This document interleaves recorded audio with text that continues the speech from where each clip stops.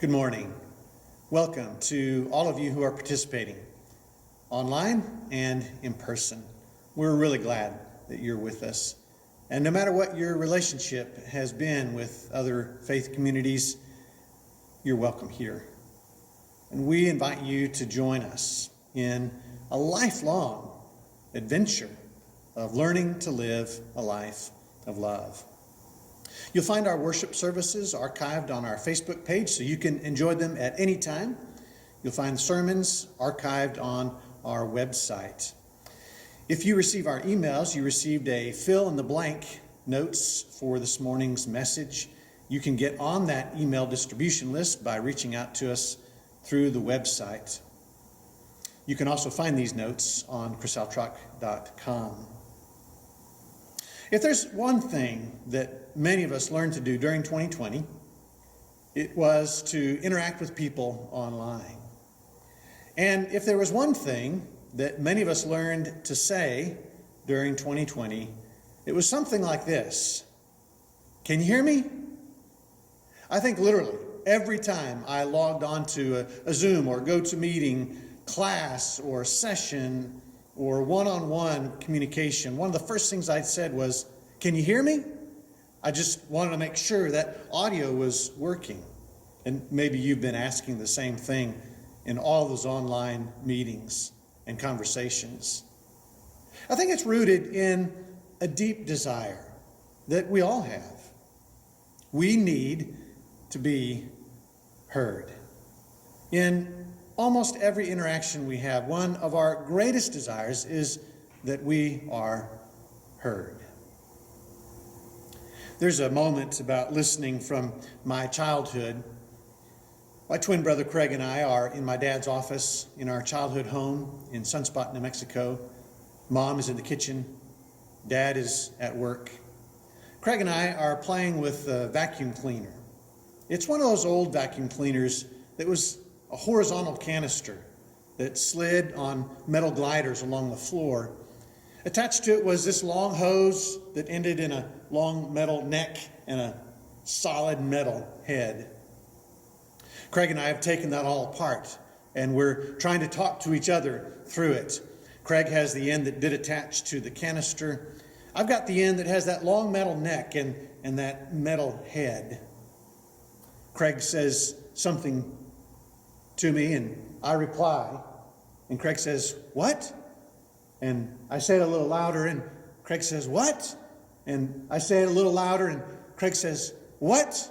And finally, I get so frustrated that I take the metal head and that long neck, and I whack Craig over the head with it, as if to say, "Can you hear me now?" Unfortunately, I hit him so hard that it required stitches. And I suppose we might learn a couple of lessons about listening from that. One is that there are some things that get in the way of listening. The other is that a failure to listen can be kind of painful. Well, our text this morning is all about listening. Much in this text seems to reflect something that we read in the Old Testament book called Exodus. In Exodus, a servant of God named Moses, who has experienced suffering and rejection, is on a long journey, an exodus. And as part of that journey, Moses has to ascend a mountain. And at the top of that mountain, God is present in the form of a cloud.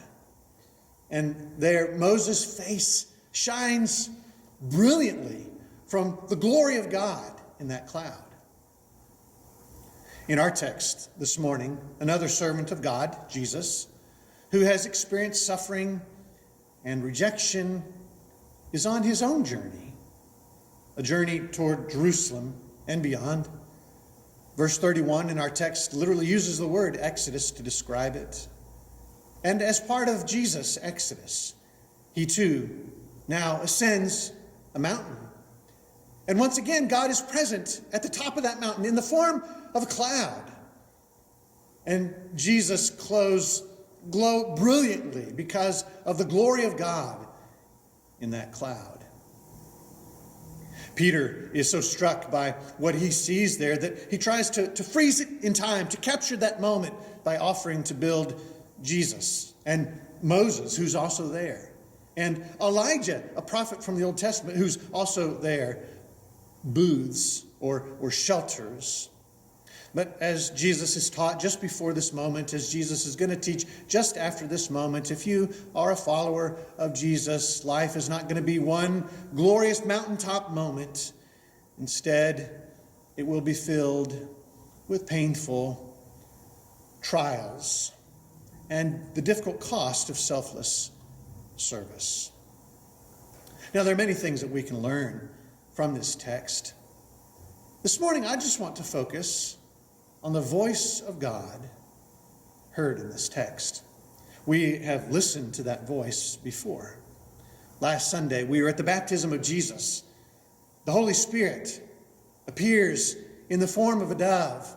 The voice of God is heard saying, "This is my beloved Son." And now, once again, as we're with Jesus at the top of this mountain, we hear the voice of God. And now, it doesn't give identification about Jesus. Rather, it gives instructions about Jesus. "This is my Son, my chosen one. Listen to him." This morning, I just want us to reflect on that single line. 3 English words summarize what it means to follow Jesus. Listen to him. Learning from Jesus means listening to Jesus. Loving Jesus means listening to Jesus. Living the way of Jesus means listening to Jesus. The primary posture of any person who desires to pattern their lives after the way of Christ is to listen to Jesus. This one line from our text is rooted in one of the dominant themes in the Old Testament. The primary Jewish confession or prayer in the Old Testament is known as Shema. Jesus refers to the Shema in Mark chapter 12. Jews repeated Shema daily. That word Shema simply means hear or listen. It described the primary posture Jews were to take toward God. They were to Shema. They were to listen. Let's take just a few moments right now and watch this description of the word Shema. For thousands of years, every morning and evening, Jewish people have prayed these well-known words as a way of expressing their devotion to God. They're called the Shema. "Hear, O Israel, the Lord is our God, the Lord is one. And as for you, you shall love the Lord your God with all of your heart, with all of your soul, and with all of your strength." Now, the first word of the Shema is hear or listen, which in Hebrew is pronounced Shema. That's where the prayer gets its name. Now, Shema is a really common word in the Hebrew Bible, and it's obvious why. Hearing is a very universal activity. It's usually connected with the ear, as in Proverbs chapter 20, "Ears that shema and eyes that see, the Lord has made them both." Now that seems basic enough, but if you look at the other ways that Hebrew authors can use the word Shema, they use it to mean more than just let sound waves enter your ear. In Hebrew, Shema can also mean pay attention to or focus on. So when Leah, who wasn't loved by her husband Jacob, she has a son, and she names him Simon, or in Hebrew, Shim'on, because, she says, the Lord has sham'ad, that I am unloved. So Shema means to hear and to pay attention to, and even more. It can also mean responding to what you hear. This is why so many of the cries for help in the book of Psalms begin with a call that God listen.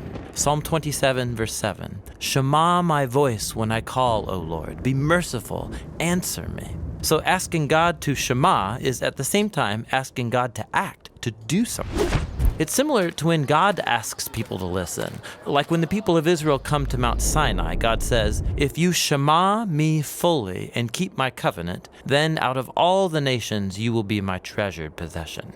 Now, there's a couple interesting things about this verse in Exodus. In Hebrew, the word shema is repeated twice in this sentence to give it emphasis. If you shema, shema, meaning listen closely. But also notice that from God's point of view, listening is basically the same as keeping the covenant. So when God asks the people to shema, what he means is that they listen and obey. And that's the last fascinating thing about Shema. In ancient Hebrew, there is no separate word for obey, meaning to carry out the wishes of someone who knows better than you or is in authority over you. So in the Bible, if you want to say, "I will listen and do what you say," you use the single word, Shema. In Hebrew, listening and doing are two sides of the same coin. This is why later in Israel's history, when the people were breaking their covenant promises to God, the Hebrew prophets would say things like, "They have ears, but they're not listening." The Israelites, of course, could hear just fine, but they weren't actually listening, or else they would act differently. And so in the end, listening in the Bible is about giving respect to the one speaking to you and doing what they say. Real listening takes effort and action, and that's the Hebrew word Shema. To be in relationship with God is to shema. To love God is to shema. To live the way of God is to shema. 3 English words summarize what it means to follow God. Listen to him. Sherelle Miller preaches in Texas. I first worked with her when she was a youth intern at my first congregation, the University Church of Christ in Las Cruces, New Mexico. Not long ago, I invited Sherelle to present some material to a group of church leaders I had gathered for prayer during the beginning of the global pandemic. And something that Sherelle said has stayed with me.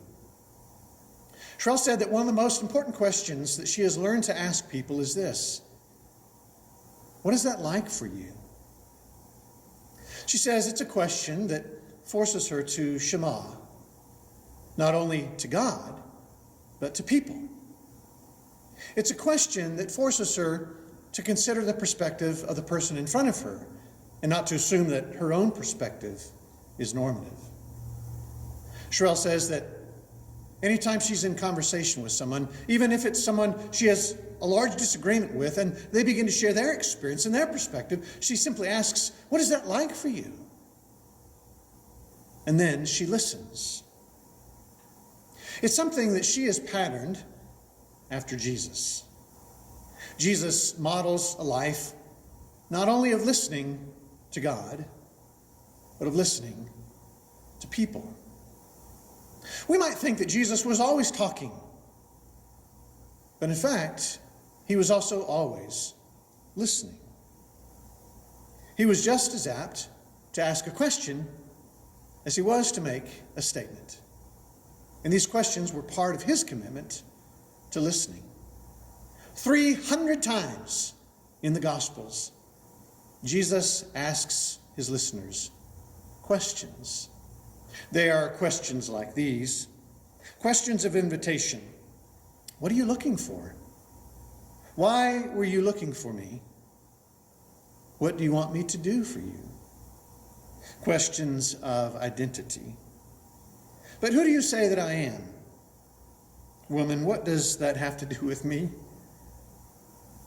What do you think about the Christ? Questions of vision. Do you see anything? Do you see all these things? Do you see this woman? Questions of compassion. Which of these three was a neighbor to the one who encountered thieves? Woman, where are they?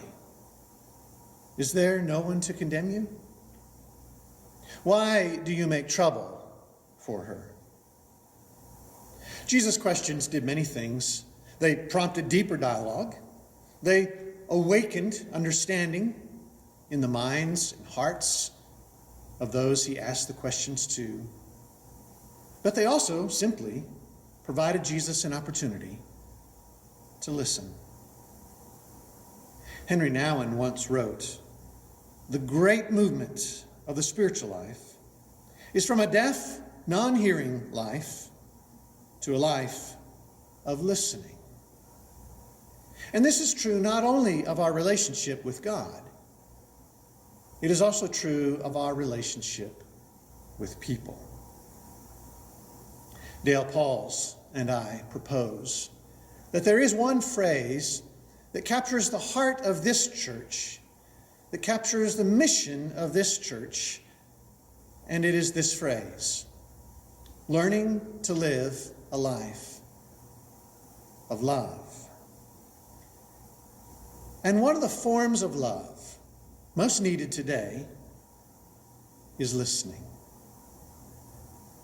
Our nation has become deeply divided, in part because we have stopped listening. We've become so quick to make pronouncements and so slow to listen. We need less talking. We need more listening. Learning to live a life of love begins by listening. Later this year here at Stamford, we're going to spend some Wednesday nights exploring this. How do we listen to God? What might it mean to listen to ourselves? And how do we learn to listen to others? We'll spend about 8 Wednesday nights exploring this listening life. Adam McHugh, who has written a book called The Listening Life, imagines the church primarily as a listening community. He writes this: what if, instead of coming to church to be preached to, people came to church to be heard? What if the body of believers was known less as a preaching community and more as a listening community? What if the church was a group of people where the power dynamics of speaking and listening were inverted? Imagine, he says, a society of reverse listening, where those who would normally expect to be heard listen, and those who normally expect to listen are heard. I think that's really what lies underneath this line from our text this morning: God's desire to create a listening community, a place where all can come and listen to God, listen to others, and be listened to. A place, maybe the only place on earth, where all are guaranteed to be heard. This week, may you listen. May you listen closely to the God who is always speaking. May you listen lovingly to every person in your presence.